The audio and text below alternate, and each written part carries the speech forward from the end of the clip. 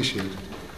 I know that Rudi has another engagement, so Rudi, please, would you address? Thank you, Chair. Thank you. We've had a fairly recent meeting in which a number of things were discussed, and I said at that recent meeting that I wouldn't go into anything that I hadn't said before, because of course there are negotiations between your President, Mr Christofias, and Mr Talat. But I have been listening to some of my colleagues, and I don't agree with every word they've said, so let me repeat 4 things. In first instance, I think that, and that I agree with Eddy very much, the EU should stop negotiations with Turkey, totally, until there is an agreed timetable with all the aspects that Cyprus wants to put in, and that agreed timetable should start as soon as possible, and that agrees with all the issues which you see in Cyprus. Now, it is not only, of course, Cyprus.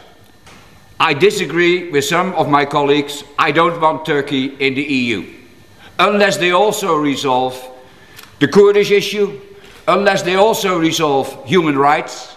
And I think your particular position is better, stronger, and more interesting if you also say, internationally and nationally, that it is Turkey that has to resolve Cyprus. Yes, indeed, because this is a separate meeting.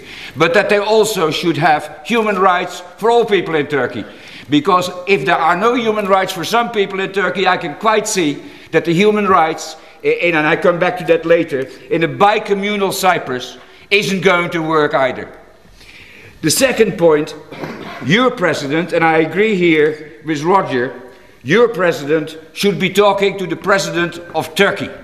This has been tried some years ago, and every time a meeting was set up, the Turks didn't show up. I think the EU should insist, because it's your President, and as Roger also said, the real problems are with Ankara, not with Talat. Talat's party isn't going to be in power anyway in the occupied territory, so we'll lose Talat anyway. And I've heard from some people in Cyprus that the negotiations between President Christofias and Mr Talat really are going extraordinarily slowly, and very little progress has been made. But whatever the emails say that we get. So that's the second point. Thirdly, and I've said this for some years, and I'd like to repeat it, and maybe you think that you might fall asleep. I have said for some years, there is no Cyprus problem. And if you go on saying there is a Cyprus problem, you lumber yourself with the Cyprus problem. There is no Cyprus problem. We know where the problem lies. The problem lies with Ankara. They don't know what to do. And Turks have never walked backwards. They capture something, they keep it. And therefore that is their problem. Turkey has a problem with Cyprus.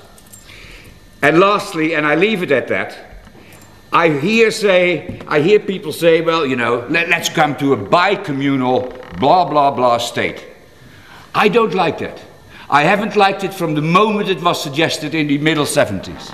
A bicommunal state will be so close to a two-state solution that we cannot accept a bicommunal argument in this way.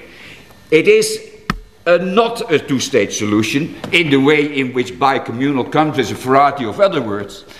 But what Cyprus should be, and what many of you have always told me, is that Greek Cypriot people got along very nicely with Turkish Cypriot people in many instances. Of course there were differences, but you had meals together. You had vacations together. You visited one another's house, and so on. And therefore, Greek Cypriot people and Turkish Cypriot people should make up. Get rid of the Turks who shouldn't be there, and make up. Become one nation, not a bicommunal nation, because I think that leads to enormous discrimination. Thank you very much.